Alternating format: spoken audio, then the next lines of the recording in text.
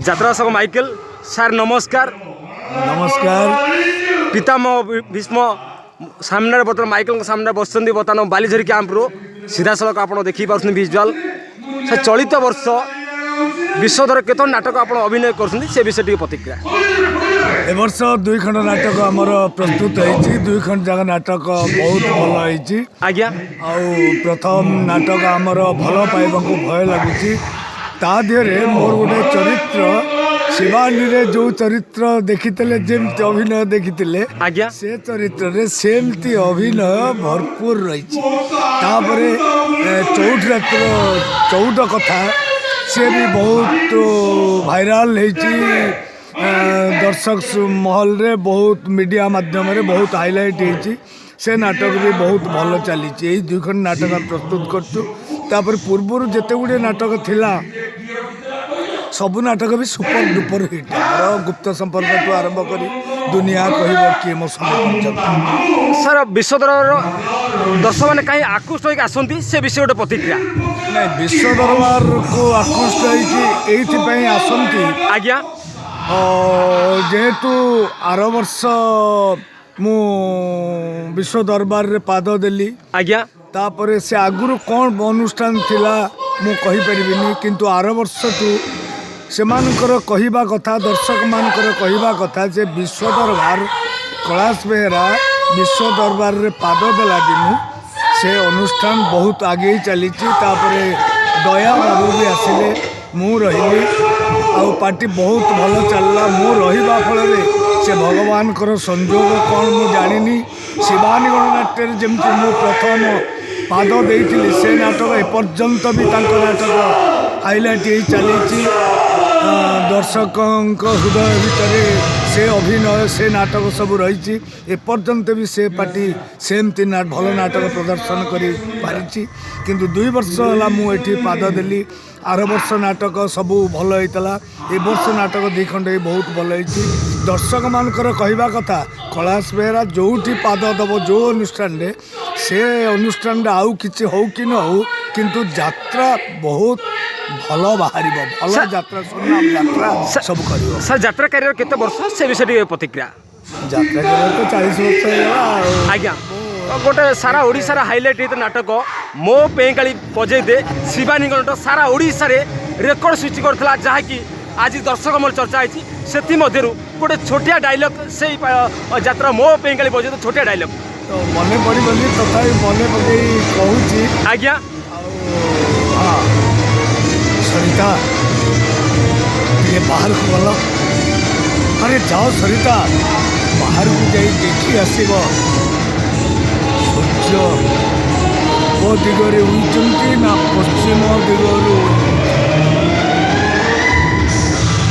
ସରିତା, ତମେ ଜାଣିଛ ମୋ ଭଉଣୀ ମିତା, ମୋ ଗେଲା ଭଉଣୀ ମିତା କୋର୍ଟରେ ମୋ ନାଁରେ ପାର୍ଟିସନ୍ କେସ୍ ଦାୟର କରିଛି। ମୋ ସମ୍ପତ୍ତିରୁ ସିଏ ଅଧେ ନବ। କ'ଣ କହୁଛ ତମେ ସରିତା? ଆରେ ମୁଁ କାହିଁକି କଥା କହୁଛି, କଥାଟାକୁ ଥରେ ତମେ ଚିନ୍ତା କର। ଏ ସରିତା, ଗୋଟାଏ ପଟ କାଠଗଡ଼ାରେ ଠିଆ ହେଇଥିବି ମୁଁ, ମାନେ ମିତାର ଭାଇ। ଆଉ ଗୋଟାଏ ପଟ କାଠଗଡ଼ାରେ ଠିଆ ହେଇଥିବ ମୋ ଭଉଣୀ, ମାନେ ମୋ ମିତା। ମନେ ପକେଇଲ ସେ କାଠଗଡ଼ାର ଦୃଶ୍ୟକୁ? ତମକୁ କେମିତି ଲାଗିବ ଟିକେ ମନେ ପକା। ଆଉ ଏତେ ମନେ ପଡ଼ିବନି। ଧନ୍ୟବାଦ। ସେ ଯାତ୍ରାର ଆଉ ଗୋଟେ ସୁନ୍ଦର ଡାଇଲଗ୍ ଯେଉଁଗୁଡ଼ାକି ସମସ୍ତଙ୍କ ପାଖରେ ପହଞ୍ଚିଛି। ଆଜ୍ଞା। ସବୁଗୁଡ଼ାକ ସରିଗଲା ପରେ ସେ ଗୋଟେ ସେମିତି ସିନ୍ ଅଛି, ସେ ଭାଇକି ଖୋଜୁଛି। ଆଜ୍ଞା। ସେ ଯେଉଁ ଗୀତଟି ଆସିଛି, ହାତୀ ନେ ଘୋଡ଼ା ନେ ମୋ ପେଁକାଳି ବଜେଇ ଦେ। ଆଜ୍ଞା। ସେ ଆସି ଚିନ୍ମୟ ଜଗଦେବ ବସେଇଛି। ବହୁତ ନିରାଶ ହୋଇ ସମସ୍ତେ ତା ପାଖରୁ ପଳେଇଛନ୍ତି। କହୁଛି ମୋ ପେଁକାଳି ଆଉ ବାଜିବନି ମିତା।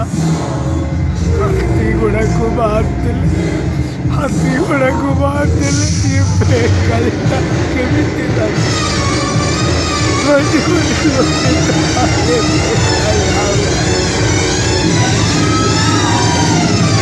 ସାର୍ ଯାତ୍ରାର ମାନ କ'ଣ ବଦଳିଛି ସେ ବିଷୟରେ ପ୍ରତିକ୍ରିୟା।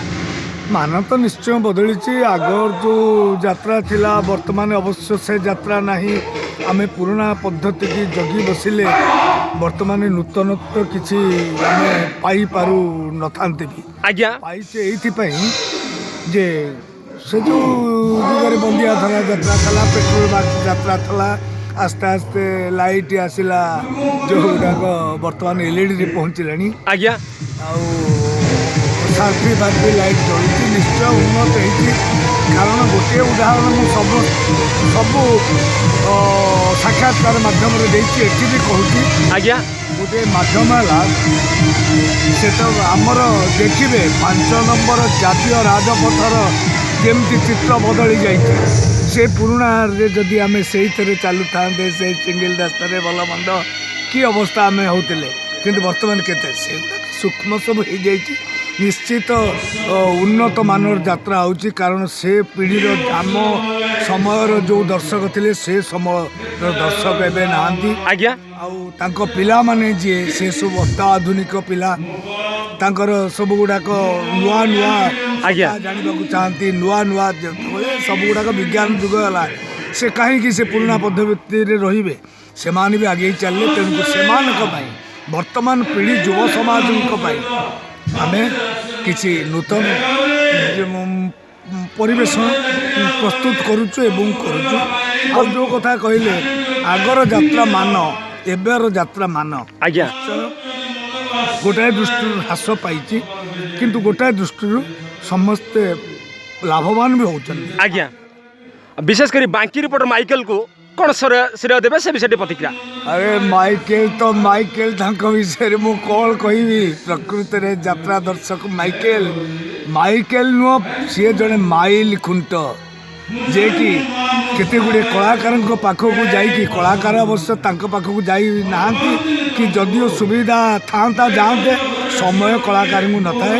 ସେଇ ଦୃଷ୍ଟିରୁ ସେ ମାଇକେଲ ଭାଇ ଆମର ଛୁଆ ଭାଇ ସିଏ ପହଞ୍ଚି ଯାଆନ୍ତି ଆମମାନଙ୍କ ପାଖରେ, କଳାକାରମାନଙ୍କ ପାଖରେ, ଯାତ୍ରା ଅନୁଷ୍ଠାନ ପାଖରେ, ମାଲିକମାନଙ୍କ ସମ୍ବନ୍ଧରେ, ନାଟକ ସମ୍ବନ୍ଧରେ, ସବୁ କଳାକାରଙ୍କର ଅଭାବ ଅନାଟନ ଦୁଃଖ ସୁଖ ଭିତରେ ସେମାନେ ସବୁ ଡାଟା ସଂଗ୍ରହ କରନ୍ତି ଏବଂ ଆପଣମାନଙ୍କ ପାଖରେ ପ୍ରଦର୍ଶନ କରନ୍ତି। ମୁଁ ଏତିକି ମାଇକେଲକୁ କହିବି ଯେ ମୋ ଛୁଆ ଭାଇକୁ ଜୟ ଜଗନ୍ନାଥ ଘଣ୍ଟ ଘୋଡ଼େଇ ରଖନ୍ତୁ, ଜଗନ୍ନାଥ ଏମିତି ହାତ ଟେକିଥାନ୍ତୁ, ସେ ଦୀର୍ଘାୟୁ ହୁଅନ୍ତୁ। ସେ ଯେଉଁ କାମରେ ଆଗଉଛନ୍ତି ସେ କାମ ବି ତାଙ୍କର ଦୀର୍ଘାୟୁ କାମନା କରି ରହୁଛି। ସିଧାସଳଖ ଦେଖିପାରୁଛନ୍ତି ବାଲିଝରୁ କ୍ୟାମ୍ପରୁ ବାଙ୍କି ରିପୋର୍ଟର ଜୟ ଜଗନ୍ନାଥ। ଜୟ ଜଗନ୍ନାଥ।